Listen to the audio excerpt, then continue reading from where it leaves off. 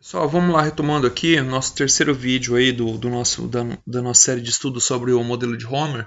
Então nós temos que y, como já só revendo aqui o que a gente já viu, esse y representa o produto agregado de um país, no caso o produto interno bruto, tá? E ele depende basicamente desses fatores aqui, do capital empregado na produção, né, o capital da economia, e também o número de ideias ao longo do tempo. E essas ideias aqui, representado por A, ó, aqui tem a descrição. Esse A com subscrito T, ele representa o número de ideias que vão surgindo, evoluindo, sendo inventadas ao longo do tempo. Por isso que é AT. Então, o capital, além do capital, nós temos aqui o número de ideias e associado a esse número de ideias, nós temos aqui L, que vai representar as pessoas que estão trabalhando aí, se dedicando com afinco na produção dessas ideias aí. Por exemplo, as pessoas que estão aí atuando no setor de pesquisa e desenvolvimento, tá? Então, como que funciona? Como que essas ideias, elas evoluem ao longo do tempo, tá? Então, o A, que a gente já viu que representa o estoque de ideias, né? As ideias que vão sendo criadas, essas ideias elas vão evoluindo, elas vão variando. Por isso que a gente tem esse A representado com esta bolinha em cima, ou seja, as ideias evoluindo, variando ao longo do tempo. Como que essas ideias, elas, por exemplo, elas crescem, né? Olha aqui, ó, A representa o estoque de novas ideias. Como que esse estoque de novas ideias vai variando, vai crescendo? Bom, essas ideias ao longo do tempo, elas vão depender do quê? Da taxa pela qual as pessoas descobrem essas ideias, tá? Então, nós temos essa letrinha grega aqui, o sigma, com este risquinho em cima, ele vai representar uma taxa, né? As ideias estão evoluindo a 2% ao ano, 3%, 5%, 10%, não importa. É um dado valor percentual que fala que essas ideias estão evoluindo, tá? E também depende do número de pessoas empenhadas na descoberta dessas novas ideias. Então a gente vai ter que a variação das ideias vai depender do quê? Da taxa com que essas ideias elas estão sendo criadas, por exemplo, ano a ano, e também do número de pessoas empenhadas na produção dessas novas ideias. Depois a gente vê que isso aqui ele pode ou crescer ou pode decrescer, dependendo da situação. Então, olha só, como existem pessoas que trabalham na geração de novas ideias, a economia na presença de ideias se apresenta da seguinte maneira.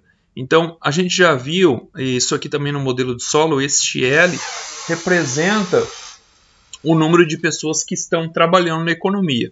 No caso do modelo de Homer, como ele é um modelo que agrega a economia das ideias na geração do produto agregado, a gente tem que parte das pessoas que trabalham nessa economia, né, de todas as pessoas que estão trabalhando, representada por L, parte dessas pessoas são as pessoas que estão apenas vendendo sua força de trabalho, mas que aqui, aliás, LY, mas que esta força de trabalho ela não está relacionada à produção de ideias, ou seja, pegamos todos os trabalhadores desta economia, todos os trabalhadores formais, menos os trabalhadores que estão atuando no setor de pesquisa. E este LA vai representar exatamente os trabalhadores que estão atuando no setor de pesquisas. Então nós temos aqui que o total de trabalhadores nesta economia é representado uma parte pelas pessoas que estão diretamente trabalhando envolvidas na produção de novas ideias e também e mais as pessoas que estão atuando em outros setores que não estejam relacionados à produção de novas ideias, né? No caso de assumirmos que essa taxa de criação de novas ideias ela vai depender das ideias que já foram descobertas, então é possível que se assuma que as ideias no passado elas vão aumentar a produtividade das ideias recentes, tá? Ou seja, se no passado existiram algumas ideias, é possível que aquelas ideias sirvam como base para a criação de novas ideias. Vou citar um exemplo. A descoberta vamos colocar assim, descoberta, por exemplo, da tecnologia flex, tá? Ela é aplicada no quê? No setor automobilístico. Então foi necessário criar-se o automóvel para que posteriormente fosse criada a tecnologia Flex. Da mesma forma, a tecnologia do freio ABS. Tá, puxa, o freio ABS é aplicado, utilizado em quê? Em automóvel. Então foi necessária a criação do automóvel. Portanto, já temos aí duas ideias, tecnologia Flex e tecnologia ABS. A tecnologia do airbag, por exemplo, ela existe porque ela é aplicada em carro, em automóvel. Então foi necessária a criação do automóvel. Tá vendo? Nós já temos aí três tecnologias, três novas ideias, né? Que vieram aí para trazer uma solução aí para as pessoas que fazem o uso de um automóvel. Então, ou seja, nesse caso a gente viu que uma ideia criada no passado foi base para a criação de outras três novas ideias. Então, é possível que se assuma que a criação de novas ideias, ou seja, por exemplo, dessas ideias que eu acabei de falar, essas novas tecnologias, tecnologia do freio ABS, a tecnologia Flex, a tecnologia do airbag, ela dependeu diretamente da descoberta de uma ideia no passado, por exemplo, a criação e a invenção de um automóvel, né? E essas ideias do passado, então, nesse caso, olhando dessa maneira, por essa ótica, elas vão fazer com que a produtividade das ideias recentes sejam maior. Então, nesse caso, assumindo essa condição, a gente tem que aquela variável que é a produtividade das ideias, ou seja, a produtividade significa produção por unidade. Nesse caso que a gente está falando, por exemplo, de unidade de tempo, ou seja, a gente citou um exemplo, no caso que acabamos de falar, de três tecnologias que foram criadas graças a um invento no passado, né? Que foi o automóvel. Então, nesse caso, esta produtividade, ou seja, que é a velocidade com que essas ideias elas vão ser criadas, ela vai ser uma função crescente de quê? De A, ou seja, de uma ideia criada anteriormente. Este A aqui a gente já viu, tá? No slide anterior, que na teoria representa o número de novas ideias que vão sendo criadas. O carro não foi uma ideia? O automóvel não foi uma ideia? Sim, foi uma ideia criada, né? Posta em prática. Então, a gente tem que esta variável aqui, né, o sigma, com esse tracinho em cima, representa o quê? A produtividade atual das novas ideias, ou seja, a velocidade com que novas ideias surgiram, ela está sendo mais alta, está uma velocidade maior, né? Novas ideias, mais ideias sendo criadas graças a uma ideia que foi criada anteriormente. Então, a produtividade, olhando por este ângulo, a produtividade de novas ideias é uma função crescente das ideias criadas anteriormente. Aqui a gente tem um exemplo bem interessante. A criação de um componente eletrônico chamado circuito integrado deu base para a invenção do microcomputador, né? Também dos atuais smartphones, né? Celulares, né?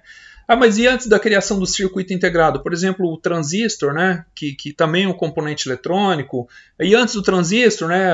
Temos aí as válvulas termoiônicas e por aí vai. Ou seja, a gente vê que ao longo do tempo as coisas elas vão sendo aprimoradas, aperfeiçoadas, melhoradas. Então, olhando por este ângulo, a gente vê que ideias no passado dão base para a criação de ideias hoje, seja de novos produtos, produtos melhorados, produtos relacionados, né? Como, por exemplo, eu falei que, mas o que tem a ver, por exemplo, a tecnologia Flex com o carro? Puxa, não é a mesma coisa, mas a tecnologia Flex ela é uma tecnologia que está sendo utilizada no carro, num invento anterior, tá? O freio ABS também. O freio ABS é uma coisa, automóvel, carro é outra coisa.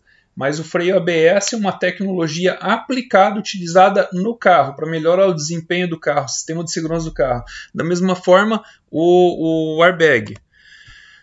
Só que aí a gente tem uma outra situação, contrária a este exemplo que acabamos de dar. Por exemplo, aqui assume-se que as ideias mais óbvias, por exemplo, elas vão ser descobertas num primeiro momento. E aí que em momentos posteriores, novas ideias sejam mais difíceis de ocorrer. Por exemplo, o carro foi criado, né? Seria a primeira ideia, a ideia mais óbvia. Essas outras ideias que eu acabei de citar como exemplo, né? Subsequentes, elas foram ideias ou seja, de utilidades criadas para serem aplicadas numa ideia anterior. Mas uma vez mais que o carro foi criado, ele não pode mais ser reinventado, não tem mais como criar o carro. O carro, enfim, já foi criado. Ele pode ser aperfeiçoado, ele pode ser melhorado, né? Ou seja, ele foi a ideia mais, digamos assim, óbvia. Que outro exemplo talvez poderíamos citar, de repente, a câmera fotográfica. Então, a primeira câmera fotográfica foi aquela câmera analógica, aquela que tinha o filme dentro dela mesmo, né?